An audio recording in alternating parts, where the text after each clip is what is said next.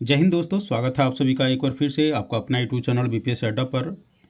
Bihar SSC का परीक्षा जो 23 दिसंबर को हुआ था पहला चरण में, तो आपको मालूम होगा कि उसके पेपर लीक हो गया था। और ऐसा माना जा रहा था कि इनफैक्ट 23 तारीख ही नहीं, यानी 23 दिसंबर को अलावा भी जितने भी पेपर हुए थे, स्टूडेंट का ये डिमांड था कि सारे पेपर को कैंसिल किया जाए, यानी बीएसएससी जो परीक्षा हुआ था उस पूरे परीक्षा को निरस्त किया जाए।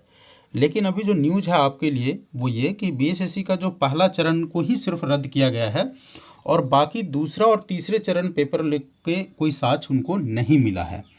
तो मैं पूरा न्यूज़ क्या है उसको मैं आपके सामने रखता हूँ। बीएसएससी तृतीय स्नातक स्तरीय परीक्षा के पहले चरण की परीक्षा 5 मार्च को होगी, यानी अब डेट जो है आपको 5 मार्च को होगी। तो जो कैंडिडेट 23 मार्च वाले पहले पाली में परीक्षा दिए हैं तो उनकी परीक्षा अब 5 मार्च को ली जाएगी। बिहार कर्मचारी चयन आयोग की ओर से सूचना जारी कर दिया गया है। पहले चरण की परीक्षा 23 दिसंबर को पहली पारी में हुई थी। इसका पेपर वायरल हो गया था। जांच के बाद वायरल पेपर सही पाया गया था। आयोग के सचिव हैं सुनील कुमार ने बताया है कि दूसरे और तीसरे चरण की परीक्षा के पेपर लीक का कोई साक्ष्य नहीं मिला है। इस वजह से दोनों चरणों की परीक्षा को रद्द नहीं किया जाता, यानी पहला जो दूसरा और तीसरा जो चरण है उसको रद्द नहीं किया गया है। आयोग सिर्फ पहले चरण की परीक्षा को 5 मार्च को आयोजित करेगा। इस परीक्षा में करीब 3 लाख अभ्यर्थी शामिल होंगे।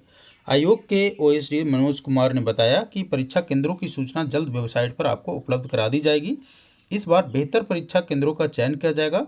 परीक्षा केंद्रों के चयन से पहले कई स्तर पर जांच की जाएगी। वहीं पहले चरण के पेपर लीक मामले की जांच जारी है।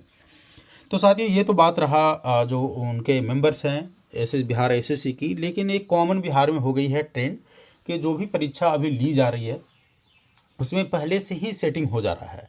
इसमें कोई डाउट नहीं है। आप कोई भी एग्ज़ाम ले लीजिए, कोई भी एग्ज़ाम बिहार में फेयर नहीं हो रहा है। तो जो स्टूडेंट मेरिटोरियस हैं, जो पढ़ाई में विश्वास करते हैं, तो उनके लिए तो अब स्कोप ही नहीं बचा है। आप परीक्षा के चयन के कितना भी कर लीजिए, परीक्षा केंद्र के चयन से कुछ नहीं होता है।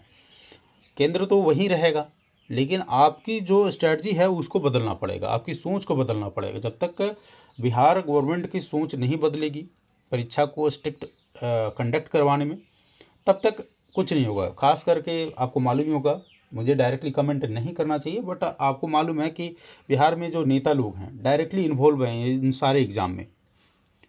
तो ये आपके लिए न्यूज़ था कि एग्ज़ाम जो है बीएसएससी का अब 5 मार्च को होगा। तो जो लड़के एग्ज़ाम में शामिल हुए थे 23 दिसंबर को, वो स्टूडेंट आप अपनी प्रिपरेशन स्टार्ट कर सकते हैं फिर से।